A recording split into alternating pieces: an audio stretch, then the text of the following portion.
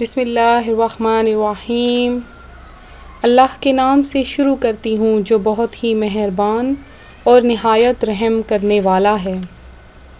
روحانی وظائف چینل کی طرف سے تمام ویورز کو السلام علیکم ورحمۃ اللہ وبرکاتہ۔ میں اپنا چینل روحانی وظائف کے ساتھ آپ کی خدمت میں ماہ ذوالقعدہ کی فضیلتیں اور اس میں کیا کیا واقعات ہوئے تھے اور اس ماہ میں کیا کیا کام کرنے چاہیے، یہ سب آپ کو بتانے کے لیے حاضر ہوئی ہوں۔ سب سے پہلے میرا چینل روحانی وظائف سبسکرائب کر لیں اور بیل آئیکن کو بھی دبا لیں تاکہ ہر آنے والی ویڈیو کی اپڈیٹس آپ کو مل سکے۔ ویورز، ہر ماہ کی کوئی نہ کوئی برکات ہوتی ہیں، کوئی نہ کوئی رحمتیں ہوتی ہیں۔ ہمیں ہر چیز کے بارے میں جاننا بہت زیادہ ضروری ہے، خاص کر کے علم دین کے بارے میں۔ نبی پاک علیہ الصلوۃ والسلام کا فرمان ہے کہ علماء کرام کی صحبت میں بیٹھنا، ان سے علم حاصل کرنا 1000 رکعت نفل پڑھنے سے بہتر ہے۔ تو علم دین حاصل کرنا بھی فرض ہے۔ تو ہم فضول چیزیں یا ایسی فضول قسم کی ویڈیوز تو دیکھتے رہتے ہیں، آگے شیئر بھی کرتے ہیں، لیکن جب اسلامک کوئی ٹاپک ہوتا ہے یا اسلامک چیز پر ہمیں کوئی چیز بتائی جاتی ہے، کوئی بات بتائی جاتی ہے، تو ہم اس سے بہت جلد بوریت اختیار کر لیتے ہیں، ہمیں جاننا پسند ہی نہیں ہوتا، حالانکہ علم دین حاصل کرنا جو ہے وہ فرض ہے۔ تو ماہ ذوالقعدہ کے بارے میں بتاؤں گی کہ یہ حرمت والا پہلا مہینہ ہے۔ حرمت والے 4 مہینے ہیں، پہلا ذوالقعدہ، ذوالحجہ اور محرم، یہ یکے بعد دیگرے آتے ہیں، اور اس کے بعد رجب کا مہینہ ہے۔ یہ 4 مہینے حرمت والے مہینے ہیں۔ نبی کریم صلی اللہ علیہ وسلم نے حجۃ الوداع کے موقع پر فرمایا کہ اور 4 مہینوں کا ذکر کیا ہے ان کے ذوالقعدہ کو ذوالقعدہ اس لیے بھی کہتے ہیں کہ قعدہ کا مہینہ معنی ہوتا ہے بیٹھنا، اور اس مہینے میں لڑائی جھگڑا جو ہے وہ ختم کر دیا جاتا ہے اور کہا جاتا ہے کہ بیٹھ جاؤ، اور زمانہ جاہلیت میں بھی اس مہینے کی بہت زیادہ تعظیم کی جاتی تھی۔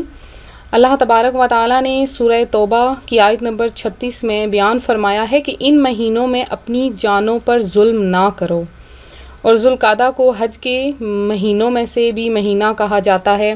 اس کی ایک فضیلت یہ بھی ہے کہ ذوالقعدہ میں عمرہ کرنا سنت ہے کہ حضور نبی کریم صلی اللہ علیہ وآلہ وسلم نے اس ماہ میں 4 عمرے ادا کیے۔ ویسے تو اس ماہ میں عمرے کرنا جو ہے وہ بند کر دیا جاتا ہے، لیکن اس مہینے میں عمرہ کرنے کی بہت ہی زیادہ فضیلتیں آتی ہیں کہ ذوالقعدہ میں عمرہ کرنا سب مہینوں سے زیادہ افضل ہے سوائے رمضان کے۔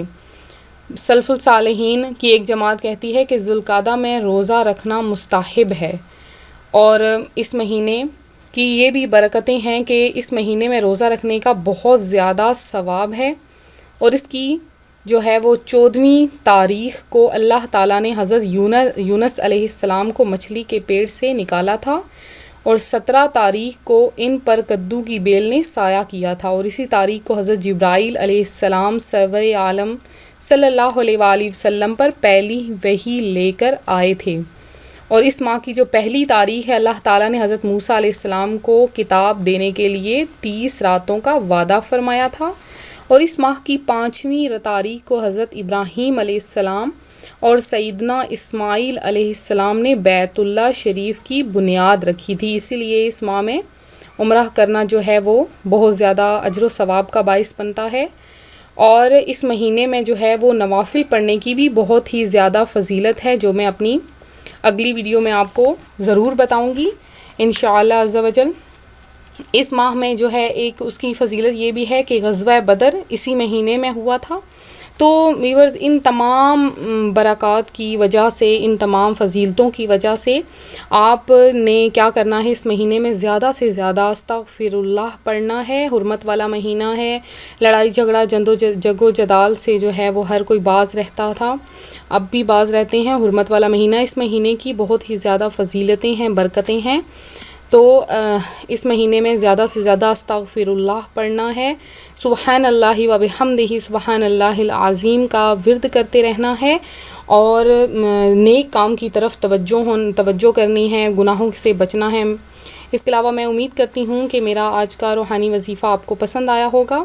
تو جن لوگوں نے میرا چینل سبسکرائب نہیں کیا وہ سبسکرائب کر لیں اور بیل آئیکن کے بٹن کو بھی دبا لیں تاکہ ہر آنے والی ویڈیو کی اپڈیٹس آپ کو مل سکے. تو ملتے ہیں اگلے وظیفے کے ساتھ. دعاؤں میں یاد رکھیے گا, اپنا خیال رکھیے گا. اللہ حافظ.